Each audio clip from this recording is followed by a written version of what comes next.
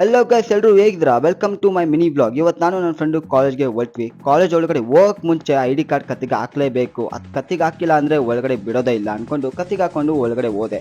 ಇದು ನೋಡಿ ನಮ್ಮ ಕಾಲೇಜು ಹೇಗಿದೆ ಅಂತ ಕಮೆಂಟ್ ಮಾಡಿ.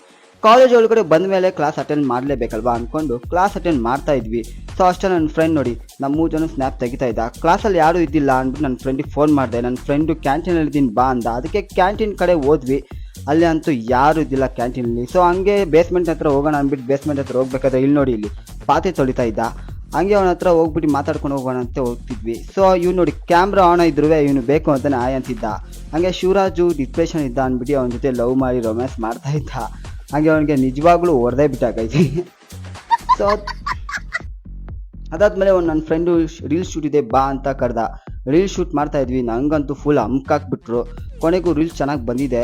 ಅದು ಮಿಸ್ಟರ್ ಮ್ಯಾನ್ ಕನ್ನಡ ಇದೆ, ಹೋಗ್ಬಿಟ್ಟು ಫಾಲೋ ಮಾಡಿ. ಹಂಗೆ ಮಳೆ ಬರ್ತಿತ್ತು ಅಂತ ಇವರಿಬ್ಬರ ಜೊತೆ ಡಿಸ್ಕಷನ್ ಮಾಡ್ತಾ ಇದ್ವಿ. ಮಳೆ ನಿಂತ ಮೇಲೆ ಹಂಗೆ ಎಲ್ಲರಿಗೂ ಬಾಯ್ ಅನ್ಬಿಟ್ಟು ಬೇಗ ಬೇಗ ನಾನು ಮನೆಗೆ ಜೂಟ್ ಆಗ್ಬಿಟ್ಟೆ ಗಾಯ್ಸ್.